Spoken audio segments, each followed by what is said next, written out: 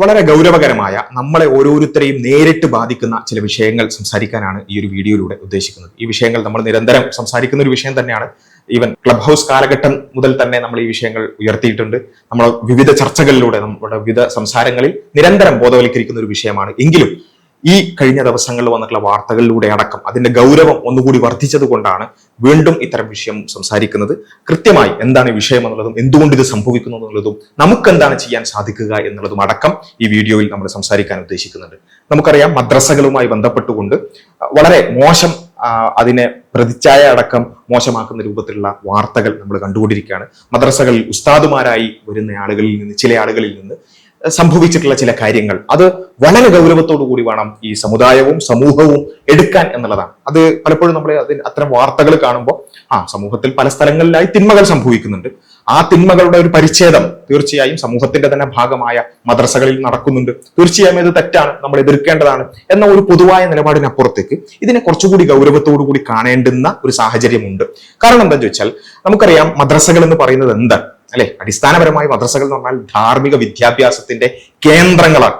കേരള മുസ്ലിം സമുദായത്തെ സംബന്ധിച്ചിടത്തോളം പ്രത്യേകിച്ചും അഭിമാനകരമായി ഉയർത്തി കാണിക്കാൻ പറ്റുന്ന ഒന്നാണ് മദ്രസകൾ എന്ന് പറയുന്ന ഇൻസ്റ്റിറ്റ്യൂഷൻ. കാരണം മറ്റ് സമുദായ അംഗങ്ങൾ പോലും അംഗീകരിക്കുന്ന ഒരു കാര്യമാണ്. എന്തുകൊണ്ടാണ് മുസ്ലിങ്ങളിൽ മാതാപിതാക്കളോടുള്ള സമീപനം അല്ലെ, വാർദ്ധക്യത്തിൽ അവരെ പരിചരിക്കുന്ന വിഷയത്തിലാകട്ടെ, അതേപോലെ തന്നെ അവരെ ഏതെങ്കിലും വൃദ്ധസദനങ്ങളിലേക്ക് തള്ളാതിരിക്കുന്ന വിഷയത്തിലാകട്ടെ, അതുപോലെ തന്നെ മറ്റ് സാമൂഹികമായിട്ടുള്ള നന്മകളിൽ മുന്നിൽ നിൽക്കുന്ന കാര്യത്തിൽ, ദാനധർമ്മത്തിന്റെ കാര്യത്തിൽ മുന്നിൽ നിൽക്കുന്ന കാര്യമാകട്ടെ, സാമൂഹികമായ നന്മകളിൽ മുന്നിട്ട് വരുന്ന കാര്യങ്ങളിലാകട്ടെ, ഒക്കെ മുസ്ലിം സമുദായം കുറച്ചുകൂടി മുന്നിട്ട് നിൽക്കാനുള്ള കാരണമായി മറ്റുള്ളവർ പോലും വിലയിരുത്തുന്ന പ്രധാനപ്പെട്ട ഒരു കാര്യം ചെറുപ്പത്തിലേ ലഭിക്കുന്ന ഈ ധാർമ്മിക വിദ്യാഭ്യാസമാണ്. അതിന്റെ കേന്ദ്രങ്ങൾ യഥാർത്ഥത്തിൽ മദ്രസകളാണെന്നുള്ള കാര്യത്തിൽ യാതൊരു സംശയമില്ല. ആ ഒരു പ്രൗഢിയോടുകൂടി നിൽക്കുന്ന ഈ വിദ്യാഭ്യാസ സ്ഥാപനങ്ങളുടെ പേരുദോഷം വരുത്തുന്ന ഒരു സമീപനമാണ് ചില ആളുകളുടെ ഇത്തരം ചില പ്രവർത്തനങ്ങൾ കൊണ്ട് സംഭവിക്കുന്നത് എന്നുള്ളതാണ് ഏറ്റവും പ്രധാനപ്പെട്ട ഒരു കാര്യം അല്ലെ. ഉസ്താദ് വേഷം കെട്ടിയ ചില പിശാചുക്കൾ ചെയ്തു കൂട്ടുന്ന നെറികേടുകൾ, അതിന്റെ പേരിൽ ഇത്രയും മഹത്തായ ഒരു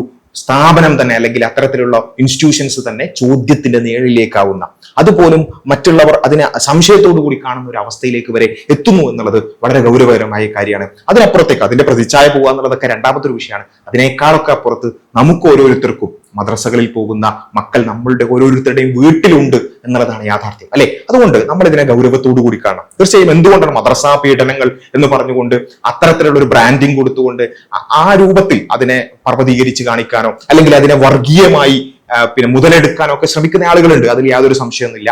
അതിൽ ആ നിലക്ക് ഒരു മുസ്ലിങ്ങളെയോ മുസ്ലിങ്ങളുമായി ബന്ധപ്പെട്ടുകൊണ്ടുള്ള സ്ഥാപനങ്ങളെയോ അങ്ങനെ മോശമായി ചിത്രീകരിക്കാനുള്ള ശ്രമങ്ങളും അതുവഴി ഒരു അതറൈസേഷനൊക്കെ ശ്രമിക്കുന്ന ആളുകൾ ഒരു ഭാഗത്തുണ്ട് എന്നുള്ള ഒരു യാഥാർത്ഥ്യം മനസ്സിലാക്കിക്കൊണ്ട് തന്നെയാണ് സംസാരിക്കുന്നത്. പക്ഷേ അവിടെ സ്വാഭാവികമായിട്ടും എന്തുകൊണ്ട് മദ്രസകളിൽ നിന്നുള്ള വാർത്തകൾ ഇങ്ങനെ റിപ്പോർട്ട് ചെയ്യപ്പെടുന്നു ചോദിച്ചാൽ, മുസ്ലിം സമുദായം കുറച്ചുകൂടി വിജിലന്റ് ആയതുകൊണ്ടാണ്.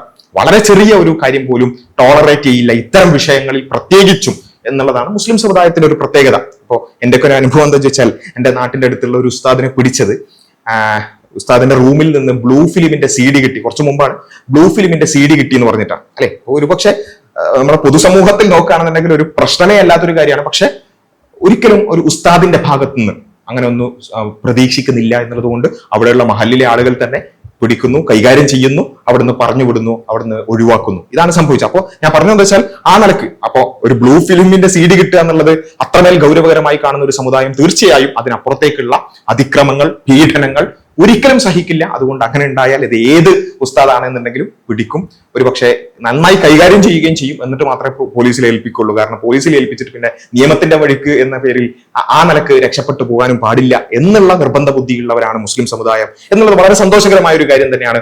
അത് നമ്മൾ തുടരുക തന്നെ വേണം. അപ്പോൾ അതാണ് ആ ഒരു വിഷയത്തിൽ ഒരുപക്ഷെ അതായിരിക്കാം റിപ്പോർട്ടിംഗ് കൂടുതലാവാൻ കാരണം. എന്തുകൊണ്ടാണ് മദ്രസകളിൽ നിന്നുള്ള പീഡനങ്ങൾ റിപ്പോർട്ട് ചെയ്യപ്പെടുന്നത് കൂടുതലാവാൻ കാരണം? മുസ്ലിം സമുദായം അത്രത്തോളം വിജിലന്റ് ആണ് എന്നുള്ളതാണ്. ആ ഒരു അവസ്ഥ നമ്മൾ തുടരണം എന്നുള്ള കാര്യത്തിൽ യാതൊരു സംശയമില്ല. പക്ഷേ ഇതിന്റെ ഗൗരവം കൂടുന്നത്, അപ്പൊ നമുക്ക് വേണമെങ്കിൽ ചോദിക്കാം, സമൂഹത്തിൽ എല്ലാ സ്ഥലത്തും പീഡനങ്ങൾ നടക്കും. ഇപ്പോൾ സ്കൂളിൽ പീഡനം നടക്കുന്നില്ലേ? അതേപോലെ തന്നെ ജോലി സ്ഥലങ്ങളിൽ പീഡനം നടക്കുന്നില്ലേ? അങ്ങനെ പല സ്ഥലത്തും പീഡനങ്ങൾ. അതുപോലെ തന്നെ ഒരു സമൂഹത്തിന്റെ പരിച്ഛേദമാണ് മദ്രസയും അല്ലെ. മദ്രസയിലും ഈ പറഞ്ഞ എല്ലാ തരത്തിലുള്ള മനുഷ്യന്മാരും ഉണ്ടാവും. എല്ലാ തരത്തിലുള്ള മനുഷ്യന്മാരും അവരുടെ ചിന്താഗതികളും അവിടെ ഉണ്ടാവും. അതിന്റെ ഭാഗമായി മദ്രസകളിലും പീഡനങ്ങൾ നടക്കുന്നതായിട്ട് കണ്ടാൽ പോരെ എന്ന് ചോദിച്ചാൽ പോരാ എന്നുള്ളതാണ് ഉത്തരം. കാരണം എന്താണെന്ന് ചോദിച്ചാൽ, ഇത് എവിടെയാണ് നടക്കുന്നത്? ഇത് ഞാൻ നേരത്തെ പറഞ്ഞ പോലെ ധാർമ്മിക വിദ്യാഭ്യാസത്തിന്റെ കേന്ദ്രങ്ങളിലാണ് നടക്കുന്നത്. എന്താണ് മദ്രസകളിൽ പഠിപ്പിക്കുന്നത്? ഇതാണ് ഒന്നാമത് നമ്മൾ ആലോചിക്കൊണ്ടേ. എന്താണ് മദ്രസയിൽ പഠിപ്പിക്കുന്നത്? ഇങ്ങനെയുള്ള പീഡനങ്ങൾ അല്ലെങ്കിൽ അത്തരത്തിലുള്ള ബാഡ് ടച്ചുകൾ എന്നുള്ളതിനപ്പുറത്ത്, അതിനുമപ്പുറത്താണ് മദ്രസകളിൽ പഠിപ്പിക്കുന്ന വിദ്യാഭ്യാസത്തിന്റെ ആ ധാർമ്മികതയുടെ ആ ഒരു കാര്യം എന്നുള്ളത് നമ്മൾ മനസ്സിലാക്കേണ്ടതുണ്ട്. ഉദാഹരണത്തിന് മദ്രസകളിൽ നമ്മൾ പഠിക്കുന്ന, ഒരുപക്ഷെ മദ്രസയിൽ പോയ എല്ലാവർക്കും അറിയുന്ന ഒരു ഹദീസ് ഉണ്ടാവും. മഹാനായ മുഹമ്മദ് നബി സല്ലല്ലാഹു അലൈഹി വസല്ലം പറഞ്ഞത്, ഒരു അന്യ സ്ത്രീയെ, ഒരു പുരുഷൻ അന്യ സ്ത്രീയെയോ അല്ലെങ്കിൽ ഒരു അന്യ സ്ത്രീ പുരുഷനെയോ തൊടുന്നത്, അവരെ അനാവശ്യമായി അല്ലെങ്കിൽ ആ രൂപത്തിൽ എന്തെങ്കിലും മോശം ഉദ്ദേശത്തിൽ എന്നുള്ളതല്ല, ഒരു അന്യ സ്ത്രീയെ തൊടുന്നത് പോലും സ്വന്തം തലയിൽ ഒരു ആണി അടിച്ച് കയറ്റുന്നത് എത്രത്തോളം ഗൗരവകരമാണോ അത്രത്തോളം ഗൗരവകരമാണ് എന്നുള്ളതാണ് മുഹമ്മദ് നബി സല്ലല്ലാഹു അലൈഹി വസല്ലം പഠിപ്പിച്ച ഒരു കാര്യം. മദ്രസകളിൽ നമ്മൾ പഠിക്കുന്ന ഒരു ഹദീസാണ്. എന്നാലോചിച്ച് നോക്കുക, മോശം ഇന്റൻഷനിലായാൽ അതിന്റെ ലെവല് മാറി അല്ലെ, അത്രത്തോളം ഗൗരവകരമായിട്ടാണ്. അതല്ലാതെ പോലും അന്യ സ്ത്രീ പുരുഷന്മാർ തമ്മിൽ സ്പർശനം പോലും പാടില്ല എന്ന് പഠിപ്പിക്കുന്ന ഇടങ്ങളാണ് മദ്രസകൾ. ഇനി പ്രകൃതി വിരുദ്ധ പീഡനങ്ങളെ കുറിച്ചുള്ള പരാതികളും അല്ലെങ്കിൽ അത്തരത്തിലുള്ള വാർത്തകളും കാണുമ്പോൾ മുഹമ്മദ് നബി സല്ലല്ലാഹു അലൈഹി വസല്ലം പഠിപ്പിച്ച എന്താ വെച്ചാൽ, അള്ളാഹു ശപിച്ചിരിക്കുന്നു ലൂത്തിന്റെ ജനതയുടെ പ്രവൃത്തി ചെയ്യുന്നവരെ. ലൂത്തിന്റെ ജനതയുടെ പ്രവൃത്തി നമുക്കറിയാം, ഹോമോസെക്ഷുവാലിറ്റി എന്ന് വെച്ചാൽ ഹോമോസെക്ഷൽ ആക്ടുകൾ, സ്വന്തം വർഗത്തോടുള്ള ലൈംഗികതകൾ, അത് ചെയ്യുന്ന ആളുകളെ അള്ളാഹു ശപിച്ചിരിക്കുന്നു എന്നുള്ളതാണ്. അപ്പൊ നമ്മൾ ആലോചിച്ച് നോക്കാം, ഒരു സ്ത്രീയും പുരുഷനാണെന്നുണ്ടെങ്കിൽ സ്പർശനം പോലും പാടില്ലാത്ത, അതേപോലെ തന്നെ സ്വന്തം ലിംഗത്തിലുള്ളവരാണെന്നുണ്ടെങ്കിൽ പോലും അത്തരത്തിലുള്ള ആക്ടുകൾ, അത് ദൈവം ശപിച്ചതായി പഠിപ്പിക്കുന്ന കേന്ദ്രങ്ങളാണ് മദ്രസകൾ. അതിനപ്പുറത്തേക്ക് സ്പർശനം മാത്രമല്ല, അനാവശ്യമായ നോട്ടം പാടില്ല. രണ്ടാമത്, ഒരു അനാവശ്യ ചിന്തയോടുകൂടി നിങ്ങൾ നോക്കുകയാണെന്നുണ്ടെങ്കിൽ അത് നിങ്ങളുടെ കണ്ണുകൊണ്ടുള്ള വ്യഭിചാരമാണ് എന്ന് പഠിപ്പിക്കുന്ന സ്ഥലങ്ങളാണ് മദ്രസകൾ. അനാവശ്യ നോട്ടം പാടില്ലാത്ത, സ്പർശനം പാടില്ലാത്ത, അതേപോലെ തന്നെ സ്വന്തം ലിംഗത്തോടുള്ള പ്രകൃതി വിരുദ്ധമായ അത്തരം കാര്യങ്ങളൊന്നും പാടില്ല എന്ന് നിരന്തരം പഠിപ്പിച്ചുകൊണ്ടിരിക്കുന്ന, അതാണ് ധാർമ്മികതയുടെ അടിസ്ഥാനം എന്നുള്ളത് പഠിപ്പിക്കുന്ന കേന്ദ്രങ്ങളിലാണ് ഇത് നടക്കുന്നത് എന്നുള്ളതാണ് ഏറ്റവും പ്രധാനപ്പെട്ട ഒരു കാര്യം. അതുകൊണ്ട് അങ്ങനെയുള്ള സ്ഥലങ്ങളിൽ നിന്ന്, ആ ഉസ്താദുമാരിൽ നിന്ന്, അത് പഠിപ്പിക്കുന്ന ഉസ്താദുമാരിൽ നിന്ന് ഇങ്ങനെ ഉണ്ടാകുന്നുണ്ടെങ്കിൽ അത് അത്രമേൽ ഗൗരവത്തോടു കൂടി കാണണം. കാരണം എന്താ, അവര് പഠിപ്പിക്കുന്ന കാര്യത്തിന് ഘടകവിരുദ്ധം എന്ന് മാത്രമല്ല, അതിനപ്പുറത്തേക്കാണ് അല്ലെ. പീഡനം എന്നൊക്കെ പറഞ്ഞാൽ ഒരിക്കലും ഒരു ഇസ്ലാമിക് മോറൽ സ്റ്റാൻഡ് പോയിന്റിൽ നിന്നുകൊണ്ട്, ആ ഒരു വ്യൂ പോയിന്റിൽ നിന്നുകൊണ്ട് ആലോചിക്കുന്നതിനെ കുറിച്ച് ആലോചിക്കാനും പോലും പറ്റാത്ത അത്രയും നീചമായ കാര്യങ്ങളാണ് പലപ്പോഴും നമ്മൾ വാർത്തകളിൽ കാണുന്നത്. അത് ശരിയാണെന്നുണ്ടെങ്കിൽ ഒരിക്കലും അത്തരക്കാരായ ആളുകളെ വെച്ചു പൊറുപ്പിക്കാൻ പാടില്ല എന്ന് മാത്രമല്ല, ഇപ്പോൾ ചെയ്യുന്നത് പോലെ തന്നെ നിയമത്തിന്റെ മുമ്പിലേക്ക് അവരെ കൊണ്ടുവരേണ്ടതുണ്ട്. പഠിപ്പിക്കുന്നത് ഉള്ളിൽ കയറാത്ത കപടന്മാരാണവർ അല്ലെ, അതിൽ യാതൊരു സംശയമില്ലല്ലോ. കാരണം അവര് പഠിപ്പിക്കുന്ന എന്താ, അനാവശ്യമായിട്ട് നോക്കാൻ പോലും പാടില്ല എന്നാണ്. അനാവശ്യമായി നോക്കാൻ പോലും പാടില്ല, അത് കണ്ണുകൊണ്ടുള്ള വ്യഭിചാരമാണ്. കൈകൊണ്ട് ഏതെങ്കിലും രൂപത്തിൽ മോശമായി സ്പർശിച്ചാൽ അത് കൈകൊണ്ടുള്ള വ്യഭിചാരമാണ് എന്ന് പഠിപ്പിക്കുന്ന ആളുകൾ അവർ ഇമാതിരി പ്രവൃത്തി ചെയ്യുന്നുണ്ടെങ്കിൽ അവർ കപടന്മാരാണ്. അവർക്ക് വിശ്വാസം ഉള്ളിൽ കയറിയിട്ടില്ലാത്തവരാണ് അവർ പഠിപ്പിക്കുന്ന കാര്യങ്ങളോട് ആത്മാർത്ഥതയില്ലാത്തവരാണ് അവരെ തിരിച്ചറിയേണ്ടതുണ്ട്. അവരൊരിക്കലും മതം പഠിപ്പിക്കാൻ യോഗ്യരല്ല. അതുകൊണ്ട് അത്തരക്കാരായ ആളുകളെ തിരിച്ചറിയണം. ഒരു വിശ്വാസിയെ, നമ്മൾ റസൂലിന്റെ മുഹമ്മദ് നബിയുടെ ഒരു അധ്യാപനമുണ്ട്, ഒരു വിശ്വാസിയെ ഒന്നിൽ കൂടുതൽ തവണ ഒരേ മാളത്തിൽ നിന്ന് പാമ്പ് കടിക്കില്ല എന്നല്ലേ. എന്താ വെച്ചാൽ ഒരേ അബദ്ധം വീണ്ടും വീണ്ടും ചെയ്യൂല എന്നുള്ളത്. അതുകൊണ്ട് ഈ മദ്രസ വിദ്യാഭ്യാസവുമായി ബന്ധപ്പെട്ടുകൊണ്ടല്ല, ഈ സ്ഥാപനങ്ങളുമായിട്ട് ബന്ധപ്പെട്ട് ഇങ്ങനെ ഈ രൂപത്തിൽ വാർത്തകൾ വരുന്നുണ്ടെന്നുണ്ടെങ്കിൽ അത് എന്തുകൊണ്ട് സംഭവിക്കുന്നു എന്ന് നോക്കി അതിന്റെ ആ സാഹചര്യങ്ങളടക്കം ഇല്ലാതാക്കാൻ നമ്മൾ ശ്രദ്ധിക്കേണ്ടതുണ്ട്. അതാണ് ഏറ്റവും പ്രധാനപ്പെട്ട ഒരു കാര്യം. അതുകൊണ്ട് ഈ കാര്യങ്ങൾ എന്തുകൊണ്ട് സംഭവിക്കുന്നു എന്ന ഒരു അന്വേഷണത്തിലേക്ക് നമ്മൾ കടക്കേണ്ടതുണ്ട്. അവിടെ ഇപ്പോൾ തീർച്ചയായും സ്കൂളുകളിൽ പീഡനങ്ങൾ നടക്കുന്ന സ്കൂൾ അധ്യാപകർ അത്തരത്തിലുള്ള പോക്സോ കേസുകളിൽ പ്രതികളാകുന്നുണ്ട്. അതേപോലെ തന്നെ വിദ്യാഭ്യാസ സ്ഥാപനങ്ങളിലും പല സ്ഥലങ്ങളിലെ ട്യൂഷൻ ക്ലാസ്സുകളിലും ഒക്കെ നടക്കുന്നുണ്ട്. അതിനൊന്നും പരിഹാരം എന്തല്ല ഈ പറഞ്ഞതുപോലെ സ്കൂളിൽ പീഡനം നടക്കുന്നുള്ളത് സ്കൂൾ പൂട്ടാനുള്ള ഒരു കാരണമല്ല. അത് തീർച്ചയായും നമുക്കത് കുറച്ച് ബോധമുള്ള ആളുകൾക്ക് അത് മനസ്സിലാവും. പക്ഷേ ഈ റിപ്പോർട്ട് ചെയ്യപ്പെടുന്നത് കൂടുതലാകുന്നത് മുസ്ലിങ്ങൾ അത് തീരെ ടോളറേറ്റ് ചെയ്തതുകൊണ്ടാണെങ്കിലും മദ്രസ സംവിധാനങ്ങളിൽ വളരെ മറ്റ് സമൂഹങ്ങളിലുള്ള മറ്റ് സ്ഥലങ്ങളിലെ കമ്പയർ ചെയ്തുകൊണ്ട് ഇനി കുറവാണെങ്കിൽ തന്നെ ആ മദ്രസ സംവിധാനങ്ങളിൽ അത് തീരെ ഇല്ലാതാക്കാനുള്ള സാഹചര്യങ്ങൾ നമ്മൾ ഒരുക്കേണ്ടതുണ്ട്. അതിന്റെ ഭാഗമായി നമുക്ക് ഓരോരുത്തർക്കും, ഇപ്പൊ നമ്മളെല്ലാവരും ഏതെങ്കിലും മദ്രസയുമായി ബന്ധപ്പെട്ടോ അതിന്റെ PTA കമ്മിറ്റികളിലോ അല്ലെങ്കിൽ മഹല്ല് കമ്മിറ്റികളിലോ ഒക്കെ ഉള്ള ആളുകളായിരിക്കുമല്ലോ. നമുക്ക് എല്ലാവർക്കും ചെയ്യാൻ സാധിക്കുന്ന ചില കാര്യങ്ങളുണ്ട്, ചില സംവിധാനങ്ങളുണ്ട്. ഒന്നാമത്തെ ഒരു കാര്യം, ഈ ഉസ്താദുമാരെ സെലക്ട് ചെയ്യുന്നിടത്ത് തന്നെ അത് ആരംഭിക്കേണ്ടതുണ്ട് എന്നുള്ളതാണ്. ഈ ഭൗതികത തലയിൽ കയറിയ, ഈ വിശ്വാസം തലയിൽ കയറിയിട്ടില്ലാത്ത കപടന്മാരായ ആളുകൾ തീർച്ചയായും എല്ലായിടത്തും ഉണ്ടാവും അല്ലെ. അപ്പൊ ഈ അധ്യാപകരായി തെരഞ്ഞെടുക്കുന്നത് ഒരു മുമ്പൊക്കെ ഉള്ളതിന് വിരുദ്ധമായിക്കൊണ്ട് വേറൊരു ജോലിയായിക്കൊണ്ടും ആ രൂപത്തിലേക്കൊക്കെ മാറുമ്പോൾ തീർച്ചയായും ഈ വിശ്വാസം ഇല്ലാത്ത, ആ വിശ്വാസത്തെ ഒന്നും കാര്യമായി എടുക്കാത്ത ആളുകളടക്കം ഇത്തരം സംവിധാനങ്ങളുടെ ഉള്ളിൽ കയറാനുള്ള സാധ്യതകളുണ്ട്. അതുകൊണ്ട് ദീനിനെ, മതത്തെ ആ ഗൗരവത്തിൽ, അതിന്റെ മൊറാലിറ്റിയെ മുറുകെ പിടിക്കുന്ന ആളുകളാണ് എന്ന് ഉറപ്പുവരുത്താൻ പറ്റുന്നിടത്തോളം ഒരാളുടെയും ഹൃദയത്തിലേക്ക് കയറി ചെന്നുകൊണ്ട് അവർക്ക് വിശ്വാസം ഉണ്ടോ ഇല്ലെന്ന് നോക്കാൻ നമുക്ക് പറ്റൂല. പക്ഷെ കുറച്ചുകൂടി അവർക്ക് ഈ മതം പഠിപ്പിക്കുന്ന ധാർമ്മികതകളോട് ആത്മാർത്ഥതയുണ്ടോ എന്നുള്ള ഒരു പരിശോധന, അല്ലെങ്കിൽ ആ ഒരു ജാഗ്രത നമുക്ക് വേണം എന്നുള്ളതാണ് ഒന്നാമത്തെ ഒരു കാര്യം. രണ്ടാമത്തെ ഒരു കാര്യം, മദ്രസ സംവിധാനങ്ങളുമായി ബന്ധപ്പെട്ടുകൊണ്ട് CCTV പോലെയുള്ള കാര്യങ്ങൾ നമുക്ക് ഏർപ്പെടുത്തൽ നിർബന്ധമാണ്. അതൊന്ന് ആലോചിച്ചൊക്കെ, നമ്മളൊരു PTA കൂടി അല്ലെങ്കിൽ മഹല്ല് കമ്മിറ്റി കൂടി അവിടെയുള്ള ഒന്നോ രണ്ടോ ആളുകൾക്ക് സ്പോൺസർ ചെയ്താൽ തീരാവുന്ന ഒരു വിഷയമുള്ളൂ. ഇതൊന്നും ഭയങ്കരമായി വലിയ ചർച്ച ചെയ്ത് മുന്നോട്ട് പോകേണ്ട കാര്യമൊന്നുമില്ല. വളരെ സിമ്പിളായി അടുത്ത ദിവസം തന്നെ നമുക്ക് ഇംപ്ലിമെന്റ് ചെയ്യാൻ പറ്റുന്ന അത്രയും സിമ്പിൾ ആയ ഒരു കാര്യമാണ് CCTV വെക്കുക എന്നുള്ളത്. ക്ലാസ് മുറികളിൽ, അതേപോലെ തന്നെ ശുചിമുറികളുടെ അടുത്ത്, അതേപോലെ തന്നെ ക്യാബിനുകൾ ഉണ്ടെന്നുണ്ടെങ്കിൽ അതിന്റെ അടുത്തൊക്കെ ആയിട്ട് CCTVകൾ സ്ഥാപിക്കുക എന്നുള്ളത് നിർബന്ധമായിട്ടും ഇത് കേൾക്കുന്ന ഓരോരുത്തരും നിർബന്ധ ബാധ്യതയായി ഏറ്റെടുക്കേണ്ടുന്ന ഒരു കാര്യമാണ്. ഇതുകൊണ്ട് രണ്ട് കാര്യങ്ങളുണ്ട്. ഇപ്പോൾ ഇതിൽ ഇത്തരം വിഷയങ്ങൾ പറയുമ്പോൾ ചില ആളുകളെങ്കിലും ഉന്നയിക്കാറുള്ള ഒരു വിഷയമാണ് ഈ വ്യാജ പരാതികളുടെ ഒരു വിഷയം. തീർച്ചയായും അതും ഒരു വാലിഡ് ആയ ഒരു കാര്യമാണ്. വ്യാജ പരാതികൾ ഒരുപാടുണ്ട്. ഇപ്പൊ എന്റെ പരിചയത്തിലുള്ള എന്റെ സുഹൃത്തിന്റെ സ്കൂളിൽ, എന്റെ സുഹൃത്ത് വർക്ക് ചെയ്യുന്ന സ്കൂളിൽ പഠിക്കുന്ന ഒരു അധ്യാപകൻ, ആ അധ്യാപകനെതിരെ അവിടുത്തെ ഒരു പെൺകുട്ടി ഒരു പോക്സോ കേസ് കൊടുത്തിട്ടുണ്ട്. എന്താന്ന് ചോദിച്ചാൽ ആ പെൺകുട്ടിക്കും ആ പെൺകുട്ടിയുടെ കുടുംബക്കാർക്കും ഈ അധ്യാപകനെതിരെ ചില വൈരാഗ്യമുണ്ട്. എന്തോ ചില കാരണങ്ങൾ കൊണ്ട് വ്യക്തി വൈരാഗ്യമുണ്ട്. ആ വ്യക്തി വൈരാഗ്യം തീർക്കാൻ പോക്സോ കേസ് കൊടുത്തതാണ്. പക്ഷെ അവിടെയുള്ള ബാക്കി എല്ലാവർക്കും അതിന്റെ യാഥാർത്ഥ്യം അറിയുന്നത് കൊണ്ട് തന്നെ പിന്നെ വലിയ പ്രയാസമില്ലാതെ രക്ഷപ്പെട്ടു പോയി. പക്ഷെ പത്രത്തിൽ വാർത്തയൊക്കെ വന്നിരുന്നു. ഇങ്ങനെയുള്ള വൈരാഗ്യം കൊണ്ട്, പ്രത്യേകിച്ച് മദ്രസകളൊക്കെ ആകുമ്പോൾ എന്തെങ്കിലും സംഘടനാ വൈരാഗ്യമോ അല്ലെങ്കിൽ അങ്ങനെയുള്ള പല പല കാരണങ്ങൾ കൊണ്ട് ഒരുപക്ഷെ വൈരാഗ്യങ്ങൾ ഉണ്ടാവാം. അതിന്റെ പേരിൽ വ്യാജ പരാതികൾ കൊടുക്കുന്നത് ഒരുപക്ഷെ സംഭവിച്ചേക്കാം. അവിടെ ഈ CCTV വെക്കുന്നതിലൂടെ അതിനെതിരായ ഒരു എവിഡൻസ് കൂടിയാണ്. കാരണം എല്ലാം CCTVയിൽ റെക്കോർഡഡ് ആണ്. അതുകൊണ്ട് വ്യാജ പരാതികൾ ഉന്നയിക്കാനുള്ള ഒരു വാതിൽ കൂടി അടക്കുകയാണ് യഥാർത്ഥത്തിൽ CCTVകൾ വെക്കുന്നതിലൂടെ സംഭവിക്കുക. അതുകൊണ്ട് അത് വളരെ ഗൗരവകരമായി നമ്മൾ എത്രയും പെട്ടെന്ന് ഒരു എമർജൻസി എന്ന രൂപത്തിൽ തന്നെ നടപ്പിലാക്കേണ്ടുന്ന ഒരു കാര്യമാണ്. വ്യാജ പരാതികളെ തടയാനും പറ്റും. ഇനി ആരെങ്കിലും ഇമാതിരി തോന്നിയാസം കാണിക്കുന്നുണ്ടെങ്കിൽ അവരെ കയ്യോടെ പിടികൂടാനും ഈ സംവിധാനത്തിന് പറ്റും എന്നുള്ളതാണ് ഏറ്റവും പ്രധാനപ്പെട്ട ഒരു കാര്യം. പിന്നെ നമുക്ക് ഇംപ്ലിമെന്റ് ചെയ്യാൻ പറ്റുന്ന ഒരു കാര്യമാണ്, ഒരു മദ്രസ അധ്യാപകർ പലപ്പോഴും സംഭവിക്കുന്ന വെച്ചാൽ ഇമാതിരി എന്തെങ്കിലും തോന്നിയാസം ചെയ്ത് അവിടുന്ന് നന്നായി കൈകാര്യം ചെയ്ത് പിന്നെ നന്നായി കിട്ടി പോലീസ് കേസൊക്കെ ആയിട്ട് പിന്നെ അവരെന്ത് ചെയ്യും, ഒന്ന് മുങ്ങും. പിന്നെ വേറെ എവിടെയെങ്കിലും വളരെ ദൂരത്തുള്ള വേറെ ഏതെങ്കിലും മദ്രസകളിലൊക്കെ പോയിട്ട് ജോലി ചെയ്യുന്ന അവസ്ഥകളൊക്കെ ചില സമയത്തൊക്കെ പറയാറുണ്ട്.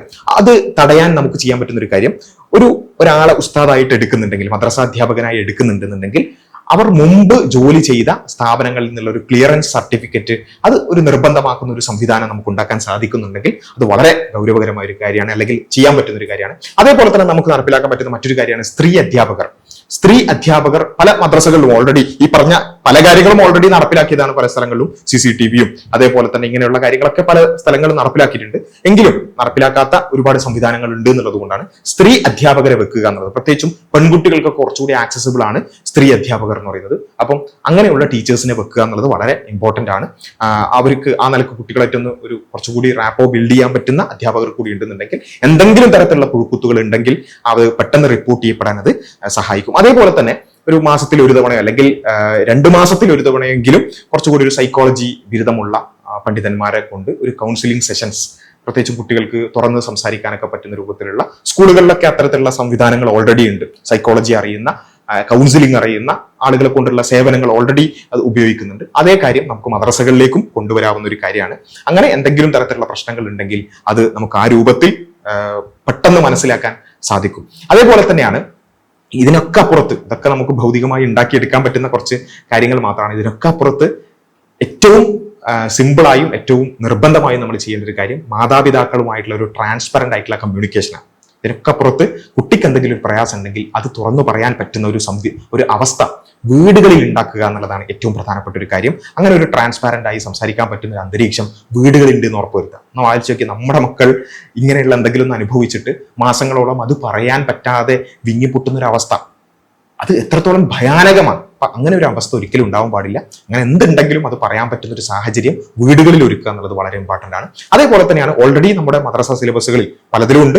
ഇനി ഏതെങ്കിലും ഇല്ലാത്തതുണ്ടെങ്കിൽ ഇൻക്ലൂഡ് ചെയ്യേണ്ട ഒരു കാര്യമാണ് ഈ ഇത്തരം വിഷയങ്ങളിലുള്ള ബൗണ്ടറികളെ കുറിച്ചുള്ള പ്രത്യേകിച്ചും ഇസ്ലാമിക അധ്യാപനങ്ങൾ സിലബസിൽ ഉൾപ്പെടുത്തുക എന്നുള്ളത്. നമ്മൾ നേരത്തെ പറഞ്ഞ പോലെ അനാവശ്യമായ നോട്ടത്തെ പറ്റി പോലും, ബാഡ് ടച്ച് മാത്രമല്ല അനാവശ്യമായ നോട്ടത്തെ പറ്റി പോലും ബോധവൽക്കരിക്കുന്ന ഒരു മതമാണ് ഇസ്ലാം, അല്ലെ? അപ്പോൾ ഇസ്ലാമികമായി ആ ബൗണ്ടറികളെ കുറിച്ച് പഠിപ്പിക്കുക. ഒരാൾ അനാവശ്യമായി തൊടാൻ വന്നാൽ അത് തിരിച്ചറിയാൻ നമുക്ക് മദ്രസ സിലബസുകളിലൂടെ തന്നെ ആ രൂപത്തിലുള്ള ഒരു സെക്സ് എഡ്യൂക്കേഷൻ, ഒരു പോസിറ്റീവ് സെക്സ് എഡ്യൂക്കേഷൻ ഓൾറെഡി നമ്മുടെ മദ്രസ സിലബസുകളിലുണ്ട്. അത് കുറച്ചുകൂടി കാര്യക്ഷമമാക്കുക എന്നുള്ളത് വളരെ ഇമ്പോർട്ടന്റ് ആണ്. അനാവശ്യ നോട്ടം, അതേപോലെ തന്നെ ബാഡ് ടച്ചുകൾ, അനാവശ്യമായ ഇത്തരം പ്രവർത്തികൾ, ഇതൊക്കെ പെട്ടെന്ന് തിരിച്ചറിയാൻ കുട്ടികൾക്ക് സാധിക്കേണ്ടതുണ്ട്. അതേപോലെ തന്നെ പെൺകുട്ടികളെ കാണുന്നത് പ്രത്യേകിച്ചും അത്തരം കാര്യങ്ങളുടെ ബൗണ്ടറികളെ കുറിച്ച് കൃത്യമായ അവബോധം കൊടുക്കുക. ആൺകുട്ടികൾക്കാണെങ്കിലും ഇത്തരത്തിലുള്ള പ്രവർത്തികൾ ചെയ്യുന്നത് എത്രത്തോളം ഹീനമാണ് എന്ന് അവരെ പഠിപ്പിക്കാൻ ഇസ്ലാമിക അധ്യാപനങ്ങളിൽ ഊന്നി നിന്നുകൊണ്ട് ആ ധാർമ്മികത മുറുകെ പിടിക്കാനുള്ള അത്തരം അവസ്ഥകൾ സിലബസിൽ ഉൾപ്പെടുത്തുക എന്നുള്ളതും വളരെ ഇമ്പോർട്ടന്റ് ആണ്. ആ നിലക്ക് കുറച്ചുകൂടി വിജിലന്റ് ആവേണ്ടതുണ്ട്. ഈ പറഞ്ഞ കാര്യങ്ങൾ ഏറ്റവും സിമ്പിളായി നടപ്പിലാക്കാൻ പറ്റുന്നതാണ്. അത് സംഘടനകളും അതേപോലെ തന്നെ മദ്രസ ബോർഡുകളും ഒക്കെ ഈ വിഷയങ്ങളിൽ കുറച്ചുകൂടി ഗൗരവകരമായി മുന്നോട്ട് വരണം എന്നുള്ളത് പ്രത്യേകം ഓർമ്മിപ്പിക്കുകയാണ്. അപ്പോൾ ഇത് നമ്മൾ ചെയ്യേണ്ടുന്ന ഒരു കാര്യമാണ്. ഇത് ബാക്കി പുറത്ത് എന്തൊക്കെ ചെയ്താലും, അല്ലെ, ഇത് ഉപയോഗിച്ചുകൊണ്ട് വെറുപ്പ് ഉൽപ്പാദിപ്പിക്കുന്ന ആളുകളുണ്ട്. തങ്ങളുടെ ഒരു സമുദായത്തോടുള്ള വെറുപ്പും വിദ്വേഷവും ഒക്കെ ഛർദ്ദിക്കാനുള്ള ഒരു ഉപാധിയായി ഈ വിഷയങ്ങൾ എടുക്കുന്ന ആളുകളൊക്കെ ഉണ്ട്. അതൊക്കെ ചെയ്തോട്ടെ, അവരെന്തോ ചെയ്തോട്ടെ. പക്ഷെ ഇത് നമ്മളെ ബാധിക്കുന്ന ഒരു വിഷയമാണ്, അല്ലെ? നമ്മളെ സംബന്ധിച്ചിടത്തോളം അത് വളരെ ഗൗരവത്തോടു കൂടി എടുക്കേണ്ടതുണ്ട് എന്നുള്ളതാണ് ഇതിനെക്കുറിച്ച് പറയാനുള്ളത്. ഇനി ഈ പറയുന്ന ഇത്തരത്തിലുള്ള വെറുപ്പ് പ്രചാരകരോട് ഒന്ന് രണ്ട് വാചകങ്ങൾ കൂടി പറഞ്ഞ് ഞാൻ അവസാനിപ്പിക്കുകയാണ്. ഈ മദ്രസ പീഡനങ്ങൾ എന്നൊക്കെ പറഞ്ഞ് ഇത്തരത്തിലുള്ള വാർത്തകൾ വരുമ്പോൾ ഇത് പ്രചരിപ്പിക്കുന്നതിലൂടെ നിങ്ങൾ എന്താ ഉദ്ദേശിക്കുന്നുള്ള എനിക്കറിയില്ല. ഓക്കെ, ഇങ്ങനെ പീഡിപ്പിക്കപ്പെടുന്ന കുട്ടികളോടുള്ള വളരെ ആത്മാർത്ഥമായ സ്നേഹം കൊണ്ടാണെന്നുണ്ടെങ്കിൽ വളരെ നല്ല കാര്യം. അത് എല്ലാ ഭാഗത്തു നിന്നുള്ള പീഡനങ്ങൾക്കും അത് ബാധകമാണ്, അല്ലെ? അതിപ്പം മദ്രസയുമായി ബന്ധപ്പെട്ടുകൊണ്ട് മാത്രമായിട്ടൊന്നുമില്ല. അതിന് പ്രത്യേകം ഒരു സവിശേഷതയൊന്നുമില്ല. അത് എവിടെയാണെന്നുണ്ടെങ്കിലും പീഡിപ്പിക്കപ്പെടുന്ന അല്ലെങ്കിൽ ഇത്തരത്തിൽ ഈ പറഞ്ഞ കഴുകന്മാരാൽ കുത്തിവലിക്കപ്പെടുന്ന ആളുകളോട് മാനസികമായി ഐക്യപ്പെടുക എന്നുള്ളത് നമ്മളെല്ലാവരും ചെയ്യേണ്ടുന്ന ഒരു കാര്യമാണ്. പക്ഷെ ഇത്തരം ആളുകളുടെ പ്രചാരണങ്ങൾ അല്ലെങ്കിൽ ആ പ്രചാരണങ്ങളുടെ വാചകങ്ങൾ ശ്രദ്ധിച്ചാൽ തന്നെ നമുക്കറിയാം അത് ഇരകളോടുള്ള ഐക്യദാർഢ്യമോ അവരോടുള്ള അനുകമ്പയോ സഹാനുഭൂതിയോ ഒന്നുമല്ല. എന്തെങ്കിലും ഒരു വിഷയം കിട്ടിയാൽ അതൊരു സമുദായത്തെ കൊത്തിവലിച്ച് കീറാൻ, അവരോടുള്ള വെറുപ്പും വിദ്വേഷവും വീണ്ടും ആവർത്തിക്കാനുള്ള ഒരു ഉപാധിയായിട്ട് മാത്രമാണ് അത്തരക്കാരായ ആളുകളെ അതെടുക്കുന്നത്. അവരോട് നമുക്ക് പറയാനുള്ളത് നിങ്ങൾ എന്താ ഉദ്ദേശിക്കുന്നത്? ഓക്കെ, ഇരകളോടുള്ള അനുഭൂതിയൊന്നല്ല എന്നുള്ളത് നിങ്ങളുടെ വാചകം കണ്ടാൽ മനസ്സിലാവും, അല്ലെ? നിങ്ങളുടെ പോസ്റ്റുകളിലെ വാചകങ്ങൾ കണ്ടാൽ തന്നെ അത് മനസ്സിലാവും. പിന്നെ എന്താ നിങ്ങൾ ഉദ്ദേശിക്കുന്നത്? രണ്ട് കാര്യമായിരിക്കും. ഒന്നുകിൽ മുസ്ലിങ്ങൾ മോശക്കാരാണ് എന്ന് വരുത്തി തീർക്കാനായിരിക്കും, അല്ലെങ്കിൽ ഇസ്ലാം മോശമാണ് അല്ലെങ്കിൽ ഇവരുടെ ഈ ആശയം മോശമാണ് എന്നായിരിക്കാം നിങ്ങൾ വരുത്തി തീർക്കാൻ ഉദ്ദേശിക്കുന്നുണ്ടാവുക. ഒന്നാമത്തെ ഒരു കാര്യമാണെങ്കിൽ, അതായത് മുസ്ലിങ്ങൾ മോശക്കാരാണ് എന്ന് വരുത്തി തീർക്കാനാണ് നിങ്ങൾ ഈ പെടാപാട് പെടുന്നതെങ്കിൽ നിങ്ങൾ അറിയുക, ഈ പറഞ്ഞ സമുദായം തന്നെയാണ്, മുസ്ലിങ്ങൾ തന്നെയാണ് ഇത്തരം നാറികളെ കയ്യോടെ പിടിച്ച് മിക്ക കേസുകളിലും അത്യാവശ്യം നന്നായി കൈകാര്യം ചെയ്ത് വാർത്തയും കൊടുത്ത് അവരുടെ ഫോട്ടോ വെച്ചിട്ടുള്ള വാർത്തകൾ കൊടുക്കുന്നത് ഈ മുസ്ലിങ്ങൾ തന്നെയാണ്. കാരണം ഞങ്ങൾ തന്നെയാണ് ഇതിന്റെ ഗൗരവം തിരിച്ചറിഞ്ഞുകൊണ്ട് ഇത്രമേൽ വിജിലന്റ് ആയിക്കൊണ്ട് ഇതിൽ ഇടപെടുന്നത് മുസ്ലിം. അതുകൊണ്ടാണല്ലോ മുസ്ലിം സ്ഥാപനങ്ങളിൽ നിന്ന് ഇത്തരം കാര്യങ്ങൾ പിടിക്കപ്പെടുന്നുണ്ടെങ്കിൽ അതിന്റെ മുന്നിൽ മുസ്ലിങ്ങൾ തന്നെ ആയിരിക്കും, യാതൊരു സംശയമില്ല. അത് ഞങ്ങൾ അഭിമാനത്തോടു കൂടിയാണ് പറയുന്നത്. ഇത്തരം കേസുകൾ റിപ്പോർട്ട് ചെയ്യപ്പെടുന്നുണ്ടെങ്കിൽ അത് മുസ്ലിങ്ങളുടെ അഭിമാനത്തോടു കൂടിയാണ് പറയുന്നത്. ഞങ്ങളുടെ മതവുമായി ബന്ധപ്പെട്ടുള്ള സ്ഥാപനമാണ്, അതുകൊണ്ട് അത് ഒന്ന് മുടിവെച്ചേക്കാം, അല്ലെങ്കിൽ അത് ഇപ്പം നാട്ടുകാർ അറിയണ്ട, പോലീസ് അറിയണ്ട എന്നല്ല ഞങ്ങൾ വിചാരിക്കുന്നത്. അതേതവരാണെങ്കിലും, ഏത് ഉസ്താദാണെങ്കിലും, ഏത് മദ്രസാധ്യാപകനാണെങ്കിലും ഇമാതിരി തോന്നിയാസം കാണിച്ചാൽ ഇതായിരിക്കും ഫലം, ഇതായിരിക്കും സംഭവിക്കുക എന്നുള്ളത് ലോകത്തോട് വിളിച്ചു പറയുക കൂടിയാണ് ഞങ്ങൾ. അതിൽ ഞങ്ങൾക്ക് അഭിമാനം മാത്രമേ ഉള്ളൂ. അത് അഭിമാനത്തോടു കൂടി പറയുന്നത്, അല്ലെ? നമുക്ക് പല കേസുകളും നമ്മുടെ മുമ്പിലുണ്ട്. ഫ്രാങ്കോയുടെ കേസ് ഉണ്ട്, അല്ലെ? പല മഠങ്ങളിലും നടന്ന പീഡന കേസുകൾ, അല്ലെ? അത് അവസാനം ആ തുറന്നെഴുതിയ പുസ്തകങ്ങൾ പോലും ഇവിടെ നിരോധിക്കുന്ന അവസ്ഥകൾ, അല്ലെങ്കിൽ അത് സെയിലില്ലാത്ത അവസ്ഥ വരെ നമ്മൾ കണ്ടിട്ടുണ്ട്. അങ്ങനത്തെ ഒരു അവസ്ഥയും മുസ്ലിങ്ങളെ സംബന്ധിച്ചിടത്തോളം അൽഹംദുലില്ലാ, അല്ലാഹുവിന് സ്തുതി, അങ്ങനെ ഒരു സംഭവം ഇല്ല. ഞങ്ങളെ സംബന്ധിച്ചിടത്തോളം അത് ഏത് വലിയവനാണെങ്കിലും ഏത് വലിയ പണ്ഡിതനാണെന്നുണ്ടെങ്കിലും ഈ പറഞ്ഞ പ്രവൃത്തി ചെയ്താൽ ഇത് സമൂഹത്തിന് മുമ്പിൽ ഒരിക്കലും മാപ്പർഹിക്കാത്തതാണ് എന്ന് നിരന്തരം പറയാൻ നമുക്ക് സാധിക്കും. ഇനി ഈ ലിബറലുകളായ മതരഹിതരായ ആളുകളൊക്കെ ഇത് കൊണ്ടുവരുന്ന ആളുകൾ കാണുമ്പോൾ ശരിക്കും ചിരിയാണ് വരിക, അല്ലെ? ഈ പറഞ്ഞ പൊതു ഇടങ്ങൾ അല്ലെങ്കിൽ മതേതര ഇടങ്ങൾ എന്ന് നിങ്ങൾ പറയുന്ന സ്ഥലങ്ങളിൽ സംഭവിച്ചെന്താ? ഹേമ കമ്മീഷൻ ഇപ്പോഴും പൂർണ്ണമായ റിപ്പോർട്ട് പുറത്തുവിട്ടിട്ടില്ല. ഇപ്പോഴും ആളുകളുടെ പേരടങ്ങുന്ന പൂർണ്ണ റിപ്പോർട്ട് ഇനിയും പുറത്തുവിട്ടിട്ടില്ല. അല്ലെ? അതിന്റെ പേരിൽ നടന്ന കുതൂഹലങ്ങൾ, ഇപ്പൊ പുറത്തു വിട്ടത് വെച്ചിട്ട് തന്നെ നടന്ന കുതൂഹലങ്ങൾ നമ്മൾ കണ്ടതാണ് അല്ലെ? അപ്പോ അങ്ങനെയുള്ള പൊതുവിടങ്ങളിൽ നിന്നുകൊണ്ടാണ് നിങ്ങൾ ഇത്തരത്തിലുള്ള ഒരു സമുദായത്തിനെതിരെ ഏതെങ്കിലും രൂപത്തിൽ ശബ്ദിക്കാൻ വരുന്നതുണ്ടെങ്കിൽ കഷ്ടം എന്ന് മാത്രമാണ് പറയാനുള്ളത്. അതേപോലെ തന്നെ നാസ്തിക പ്രോഗ്രാമുകളുമായി ബന്ധപ്പെട്ടുള്ള പീഡന പരാതികൾ, മീറ്റുകൾ ഇതൊക്കെ നമ്മൾ കണ്ടതാണ്. ഇത്തരം പ്ലാറ്റ്ഫോമുകളിൽ, പുരോഗമന പ്ലാറ്റ്ഫോമുകളിൽ എത്തിപ്പെടുന്ന കുട്ടികളോട് വളരെ മോശമായിട്ട്, സ്ത്രീകളോടായാലും പെൺകുട്ടികളോടായാലും ആൺകുട്ടികളോടായാലും തിരിച്ചു മറിച്ചും ഒക്കെ അവരുടെ കൺസെന്റ് പോലും ഇല്ലാതെ ലൈംഗിക താല്പര്യങ്ങൾ പ്രകടിപ്പിക്കുന്ന ഒരുപാട് പേരെ നമുക്കറിയാം. നമ്മളെല്ലാം അനുഭവിച്ചതാണ്. അപ്പൊ നമ്മൾ തിരിച്ച് I'm not interested for this എന്ന് പറഞ്ഞു കഴിഞ്ഞാൽ പിന്നെ നീയൊക്കെ എന്ത് തരം പുരോഗമനവാദിയാണ്, നീയൊക്കെ എന്ത് തരം പുരോഗമനമാണ് പറയുന്നത്, എന്ത് തരം ആശയമാണ്, എന്ത് തരം എന്താ പറയാ എക്സ്പ്ലോറേഷൻ ആണ് നീയൊക്കെ ആഗ്രഹിക്കുന്നത് എന്ന് ചോദിക്കുന്ന ആളുകളുണ്ട്. അമിതമായിട്ടുള്ള ലഹരി ഉപയോഗത്തോട് നമുക്ക് താല്പര്യമില്ല എന്ന് പറയുമ്പോൾ പിന്നെ നീയൊക്കെ എന്തിനാ പുരോഗമനം പറയുന്നത് എന്ന് ചോദിക്കുന്ന ആളുകളുണ്ട്. മീറ്റുകൾ ഇതൊക്കെ നമ്മൾ കണ്ടതാണ്. ഇതിനൊക്കെ പുറത്ത് ഈ ആധുനിക മൂല്യം പറഞ്ഞ് നടക്കുന്ന ആൾക്കാരുടെയൊക്കെ പിന്നെ സ്വർഗരാജ്യങ്ങളായിട്ടുള്ള യൂറോപ്യൻ രാജ്യങ്ങളിൽ നിന്ന് വന്നിട്ടുള്ള എപ്സ്റ്റീൻ ഫയലുകൾ അല്ലെ, അതൊക്കെ ഇപ്പോഴും പൂർണ്ണമായിട്ട് പുറത്തു വരാതെ കാത്തു നിൽക്കുകയാണ്. അപ്പോൾ അത് വെച്ചിട്ട് ആ ധാർമ്മികതയുടെ അടിസ്ഥാനത്തിൽ വന്നിട്ട് ഇങ്ങനെ ഇത്രയും വിജിലന്റ് ആയി, അത്രയും ഇൻടോളറന്റ് ആയി എന്ന് വേണമെങ്കിൽ തന്നെ പറയാം, അത്രയും വിജിലന്റ് ആയി അതിനോട് പ്രതികരിക്കുന്ന ഒരു സമുദായത്തെ ഇകഴ്ത്തി കാണിക്കാൻ നിങ്ങൾക്ക് യാതൊരു അർഹതയുമില്ല എന്ന് മാത്രമാണ് പറയാനുള്ളത്. ഞങ്ങൾ ഇനിയും ഇത് തുടരും.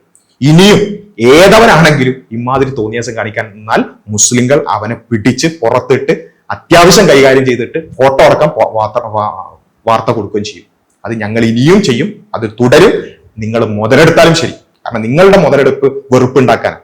ഞങ്ങളെ സംബന്ധിച്ചിടത്തോളം ഇത് ഞങ്ങൾ നിൽക്കുന്ന ഒരു പ്രതലത്തിലുള്ള ഒരു സംവിധാനവുമായി ബന്ധപ്പെട്ടുകൊണ്ടുള്ള ഒരു ധാർമ്മികതയുടെ പ്രശ്നമാണ്. അതിന് ആ നിലക്ക് തന്നെയാണ് ഞങ്ങൾ എടുക്കുന്നത് എന്നുള്ളത് മാത്രമാണ് പറയാനുള്ളത്. ഇനി അതല്ല, ഇനി ഇസ്ലാം മോശമാണ്, ഓക്കെ, ഈ സമുദായത്തിനെതിരെ എന്നുള്ളതിനപ്പുറത്ത് ഈ ഞങ്ങളുടെ ആശയം മോശമാണ് എന്ന് പറയാനാണ് നിങ്ങൾ ഇത് ഒരു ഉപാധിയായി, ഒരു ടൂളായി എടുക്കുന്നുണ്ടെങ്കിൽ അറിയുക, ഇത്തരം വിഷയങ്ങളിൽ ആ കാര്യങ്ങളെ എതിർക്കുന്ന മറ്റൊരു ദർശനത്തെ ഈ ലോകത്ത് നിങ്ങൾക്ക് കാണിക്കാൻ സാധ്യമല്ല. നാസ്തികതയുടെ കാര്യമൊക്കെ നമ്മൾ ഓൾറെഡി നമ്മുടെ ചാനലൊക്കെ ഡിസ്കസ് ചെയ്യുന്നതാണ്. എന്താണ് ആ ധാർമ്മികതയുടെ അടിസ്ഥാനം എന്നുള്ളത് നമ്മൾ നിരന്തരം ചർച്ച ചെയ്യുന്നതാണ്. വീണ്ടും അത്തരം ചർച്ചകളിലേക്ക് പോകുന്നില്ല. ഇസ്ലാമിക വിശ്വാസപ്രകാരം എത്രത്തോളം ഗൗരവകരമാണിത്. ഈ വിഷയത്തിൽ മാത്രം മുഹമ്മദ് നബി സല്ലല്ലാഹു അലൈഹി വസല്ലമയുടെ ഒരു ഹദീസ് ഉണ്ട്. മുഹമ്മദ് നബി സല്ലല്ലാഹു അലൈഹി വസല്ലം പറയുന്നത്, ഒരാളും ഒരു വ്യഭിചാരം ചെയ്യില്ല. വ്യഭിചാരം എന്ന് പറഞ്ഞാൽ സമ്മതത്തോടു കൂടിയുള്ള ഈ പറഞ്ഞ സ്വന്തം ഭാര്യ അല്ലാത്തവരോടുള്ള ഇത്തരത്തിലുള്ള ലൈംഗിക ബന്ധങ്ങൾ സമ്മതത്തോടു കൂടിയുള്ളത് പോലും ചെയ്യൂല. എങ്ങനെയല്ലാതെ ആ പ്രവൃത്തി ചെയ്യുന്ന സമയത്ത് അവൻ മുസ്ലിം അല്ലാതെ ആയിക്കൊണ്ടല്ലാതെ ആ പ്രവൃത്തി ചെയ്യില്ല. ഒരാളും ഒരു മദ്യപാനി ആവില്ല ആ പ്രവൃത്തി ചെയ്യുന്ന സമയത്ത് അവൻ മുസ്ലിം അല്ലാതെ ആയിക്കൊണ്ടല്ലാതെ, എന്ന് വെച്ചാൽ വിശ്വാസി അല്ലാതെ ആയിക്കൊണ്ടല്ലേ. അതേപോലെ തന്നെ ഒരാളും ഒരു മോഷണം നടത്തില്ല ആ സമയത്ത് അവൻ വിശ്വാസി അല്ലാതെ ആയിക്കൊണ്ടല്ലാതെ. ഇതാണ് യഥാർത്ഥത്തിൽ മുഹമ്മദ് നബി പഠിപ്പിച്ചത്. ഒരു വ്യഭിചാരം ചെയ്യുമ്പോൾ പോലും ആ സമയത്ത് അവൻ വിശ്വാസിയല്ല. കാരണം എന്താ? ആ സമയത്ത് അവൻ ഇസ്ലാമിന്റെ ധാർമ്മികത അനുസരിക്കുന്നില്ല. ഒരു വ്യഭിചാരം ചെയ്യുമ്പോൾ ആ ചെയ്യുന്ന സമയത്ത് വ്യഭിചാരം ഹറാമാകുന്നു, വ്യഭിചാരം പാടില്ലാത്ത കാര്യമാകുന്നു എന്ന ഇസ്ലാമിന്റെ അധ്യാപനത്തെ ഒഴിവാക്കിക്കൊണ്ട് സ്വന്തം ഇഷ്ടം എന്ന് വെച്ചാൽ തന്നിഷ്ടം, സ്വന്തം ഇഷ്ടം എന്ന് പറയുന്ന മൈ ചോയ്സ് എന്ന് പറയുന്ന ഒരു ധാർമ്മികതയുടെ മാനദണ്ഡം എടുത്തിട്ടാണ് അവൻ എന്ത് ചെയ്യുന്നത്? വ്യഭിചരിക്കുന്നത്. ഒരാൾ കള്ളു കുടിക്കുമ്പോൾ കള്ളു കുടിക്കാൻ പാടില്ല, ലഹരി ഉപയോഗിക്കാൻ പാടില്ല എന്ന ഇസ്ലാമിക അധ്യാപനത്തെ പുറത്തേക്ക് കളഞ്ഞുകൊണ്ട് അല്ലെങ്കിൽ അതിനെ വലിച്ചെറിഞ്ഞുകൊണ്ട് വേറെ ഒരു വിശ്വാസം ഏറ്റെടുത്തുകൊണ്ടാണ് അവൻ കള്ളു കുടിക്കുന്നത്. ഇത് ഇങ്ങനെ ഈ ചെയ്യുന്ന തിന്മകൾ ചെയ്യുന്ന സമയത്ത് അവൻ വിശ്വാസിയായിക്കൊണ്ട് അവൻ ചെയ്യില്ല എന്ന് പഠിപ്പിച്ച മതമാണ് ഞങ്ങളുടേത്. അപ്പോൾ ഏതെങ്കിലും ഒരു മനുഷ്യൻ, അത് ഏത് ഉസ്താദാണെന്നുണ്ടെങ്കിലും ഏതവനാണെങ്കിലും ശരി, അവൻ വ്യഭിചരിക്കുന്നുണ്ടെങ്കിൽ, അവൻ പീഡിപ്പിക്കുന്നുണ്ടെങ്കിൽ, അവൻ മോശം കാര്യങ്ങൾ ചെയ്യുന്നുണ്ടെങ്കിൽ, അവൻ സ്വർഗരതിയിൽ ഏർപ്പെടുന്നുണ്ടെന്നുണ്ടെങ്കിൽ അതെല്ലാം ഹറാമാകുന്നു, അത് അങ്ങേയറ്റത്തെ മ്ലേച്ഛകരമായ കാര്യമാകുന്നു എന്ന് പഠിപ്പിക്കുന്ന ഇസ്ലാമിന്റെ അധ്യാപനത്തെ അത് വലിച്ചെറിഞ്ഞുകൊണ്ടല്ലാതെ അവന് ചെയ്യാൻ പറ്റില്ല. ആ സമയത്ത് അവൻ വിശ്വാസിയല്ല. മനസ്സിലായോ? അവൻ ആ സമയത്ത് കുറച്ചുകൂടി ഭൗതികവാദിയാണ്, കുറച്ചുകൂടി കൃത്യമായിട്ട് പറഞ്ഞാൽ അല്ലെ, ഭൗതികവാദിയായിട്ട് സ്വന്തം യുക്തിയും സ്വന്തം ചിന്തയും ഒക്കെ അനുസരിച്ചിട്ടാണ് അവൻ ആ പ്രവൃത്തി ചെയ്യുന്നത്. അവൻ ഒരിക്കലും ഇസ്ലാമിക ധാർമ്മികത അനുസരിച്ചല്ല ചെയ്യുന്നത്. അപ്പൊ അതുകൊണ്ട് തന്നെ ഞങ്ങളെ സംബന്ധിച്ചിടത്തോളം ഞങ്ങൾ ആ ആശയം അതിനെ ഉത്തരം പറയണമെന്നുണ്ടെങ്കിൽ ആ ആശയത്തിൽ അത് വേണം അല്ലെ. നിങ്ങൾ പീഡിപ്പിച്ചോളൂ അല്ലെങ്കിൽ കുട്ടികളെ പീഡിപ്പിച്ചോളൂ എന്ന് പറയുന്ന ഒരു ദർശനാണെന്നുണ്ടെങ്കിൽ തീർച്ചയായും ആ ആശയത്തിന് അത് മറുപടി പറയേണ്ട ബാധ്യതയുണ്ട്. അതിനപ്പുറത്തേക്കില്ല. അവിടെ ഇതിനൊക്കെ ഉള്ള പരിഹാരം ശരിക്കും എന്താ? ഇതിനൊക്കെ ഉള്ള പരിഹാരം പൂർണ്ണമായിട്ട് ഇസ്ലാമിലേക്ക് വരിക എന്നുള്ളതാണ്. അനാവശ്യമായി നോക്കാൻ പോലും പാടില്ല, സ്പർശിക്കാൻ പാടില്ല, കൃത്യമായ ബൗണ്ടറികൾ വേണം. ആ ബൗണ്ടറികളെ അതിക്രമിച്ച് കടക്കുമ്പോൾ അവിടെ കൃത്യമായ പണിഷ്മെന്റുകൾ വേണം എന്ന് പറയുന്ന ആ ഇസ്ലാമിക ദർശനത്തിലേക്ക് പൂർണ്ണമായി തിരിച്ചു വരലാണ് ഇതിനൊക്കെ ഉള്ള ഒരു പരിഹാരം എന്നാണ് ഞങ്ങൾ മനസ്സിലാക്കുന്നത്. അതുകൊണ്ട് ആ നിലക്ക് ആ ദർശനത്തിൽ ഊന്നി നിന്നുകൊണ്ട് എല്ലാ പീഡനങ്ങളെയും എല്ലാ ഇത്തരത്തിലുള്ള തോന്യാസങ്ങളെയും എതിർക്കുന്ന ദർശനത്തിൽ നിന്നുകൊണ്ട് ആ ദർശനത്തിന്റെ വക്താക്കളായിക്കൊണ്ട് ഇൻഷാ അല്ലാഹ് ഞങ്ങൾ തുടരുക തന്നെ ചെയ്യും. അതിൽ ഈ രൂപത്തിൽ മുതലെടുപ്പ് നടത്തുന്ന ആളുകൾ അത് നടത്തിക്കോളും. ഞങ്ങൾ ഇനിയും ഇത്തരത്തിലുള്ള ഏത് തോന്നിയാസം കണ്ടാലും അത് ഏതവൻ ചെയ്താലും പിടിക്കുകയും കൈകാര്യം ചെയ്യുകയും ലോകത്തോട് വിളിച്ചു പറയുകയും ചെയ്യും എന്ന കാര്യത്തിൽ യാതൊരു സംശയമില്ല. അതിലൊക്കെ അപ്പുറത്ത് വിശ്വാസികളായ ആളുകൾ, ഇത് കേൾക്കുന്നവർ എത്രയും പെട്ടെന്ന് തന്നെ ഇത്തരം കാര്യങ്ങൾ അത് ആവർത്തിക്കപ്പെടാതിരിക്കാനുള്ള സംവിധാനങ്ങൾ പ്രത്യേകിച്ച് ചെയ്യേണ്ടതുണ്ട്. വ്യാജ കേസുകളെ തീർച്ചയായും നമ്മളതിനെ ആ ഒരു രൂപത്തിൽ തന്നെ നമ്മൾ എടുക്കേണ്ടതുണ്ട്. വ്യാജ കേസുകളല്ല എന്ന് ഉറപ്പുവരുത്തേണ്ടതുണ്ട്. ഏതെങ്കിലും ഒരാളുടെ അഭിമാനത്തെ ക്ഷതം വരുത്തിയതിനു ശേഷം പിന്നീട് അത് വ്യാജ കേസായിരുന്നു എന്നുള്ള ഒരു കുട്ടിക്കോളം വാർത്ത കൊണ്ട് ഒരാളുടെയും അഭിമാനം തിരിച്ചു കിട്ടൂല. അങ്ങനെയുള്ള കാര്യങ്ങൾ അടക്കം നടക്കുന്നുള്ളത് കൊണ്ട് ആ വിഷയത്തിൽ നമുക്കൊരു ജാഗ്രത വേണം. പക്ഷേ കൃത്യമായി തെളിഞ്ഞ അത്തരം കേസുകളിൽ വളരെ ഗൗരവത്തോടു കൂടി തന്നെ അത്തരം വിഷയങ്ങളെ സമീപിക്കുകയും അത്തരം സാഹചര്യങ്ങൾ ഇല്ലാതാക്കുക. ഒരു സംഭവിച്ചതിന് ശേഷം പിന്നെ അത് അങ്ങനെയാണോ ഇങ്ങനെയാണോ നോക്കുന്നതിന് പകരം അത്തരം സാഹചര്യങ്ങൾ ഇല്ലാതാക്കുക. കുറച്ചുകൂടി ട്രാൻസ്പെറന്റ് ആയ ഈ CCTV പോലെയുള്ള സംവിധാനങ്ങളിലൂടെ ട്രാൻസ്പെറന്റ് ആയ ഒരു അവസ്ഥയിലേക്ക് കാര്യങ്ങൾ എത്തിക്കുക എന്നുള്ളതാണ് നമുക്ക് ചെയ്യാൻ സാധിക്കുന്നത്. എല്ലാ തരത്തിലുള്ള തോന്നിയാസങ്ങളെയും എതിർത്തുകൊണ്ട് അതിനെതിരെ വളരെ ശക്തമായ നിലപാടുകൾ സ്വീകരിച്ചുകൊണ്ട് ഈ സമുദായം ഇത്രയും കാലം എങ്ങനെ മുന്നോട്ട് പോയോ അതേ രൂപത്തിൽ തന്നെ ആരെയും തെറ്റ് ചെയ്ത തോന്നിയാസികളായ ആരെയും സംരക്ഷിക്കേണ്ട ഒരു ഉത്തരവാദിത്വവും മുസ്ലിം സമുദായത്തിനില്ല. മുസ്ലിം സമുദായം ഇന്നേവരേക്കും അത് ചെയ്തിട്ടുമില്ല എന്നുള്ളത് നമ്മുടെ അഭിമാനമാണ്. ആ അഭിമാന ബോധത്തോടു കൂടി തന്നെ ഇത്തരം തിന്മകൾക്കെതിരായ ശക്തമായ നിലപാടുകളുമായി നമുക്ക് മുന്നോട്ട് പോകേണ്ടതുണ്ട്. ഇൻഷാ അല്ലാഹ്. അല്ലാഹു സുബ്ഹാനഹു വ തആല അനുഗ്രഹിക്കുമാറാകട്ടെ. അസ്സലാമു അലൈക്കും.